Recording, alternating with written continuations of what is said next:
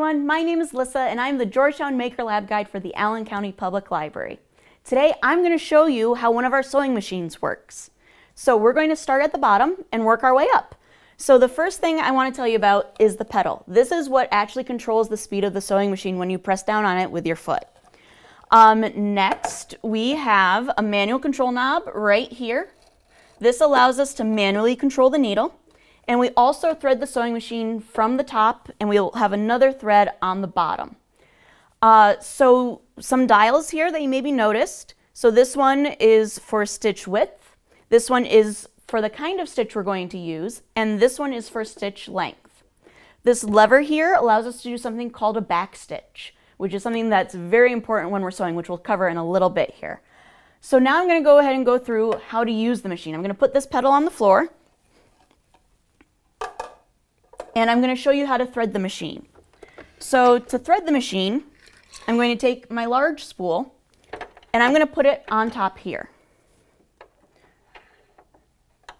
And then I'm going to take the thread and I'm going to pass it under this plastic piece right here.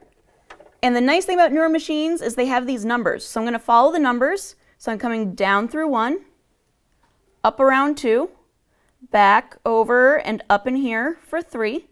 Then I'm coming down here for 4. And I'm going to come under this little sidebar.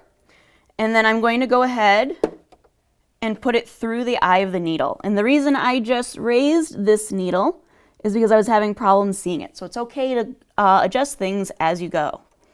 All right, so we've got our top thread taken care of.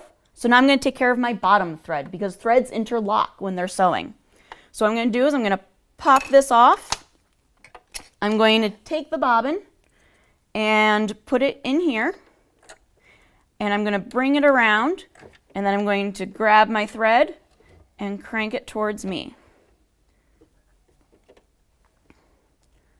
And there we go. I'm going to put these under the presser foot and towards the back. And then I'm going to put this back on. And we threaded our sewing machine. So the next thing I'm going to do is I am going to show you how to start sewing with it. So to do this, I need to make sure my machine is on. I need to make sure that I've got my presser foot up. So the presser foot helps us clamp down on our fabric. These little notchy things here, these are called feed dogs. They help us grab the fabric and push it through. So what I'm going to do is I'm going to take my fabric, line it up with 3/8 on my guide here, and then there's a little lever up here. I'm going to go ahead and bring it down, and it keeps my fabric there. And then I'm going to go forward a little bit, and then I'm going to use my back stitch. So I'm going to go forward, and now I'm going to hold this down, and it goes backwards. The reason I'm doing this is because I want to lock the stitch in place so that I make sure the threads aren't going to come unraveled later when I go to use my project. So now I'm just going to keep going forward. And one of the things that you need to be careful of is hand placement. So I'm just going to keep one hand here and one hand here away from the needle. You want to make sure your fingers are away from the needle.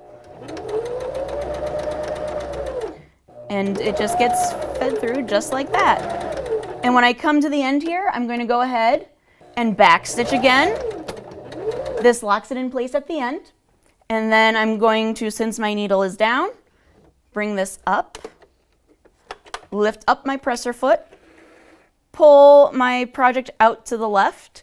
And on my machine, there is a nice little blade back here. So I'm going to go ahead and take this and bring it forward. And that cuts it off. And that's how you use a sewing machine.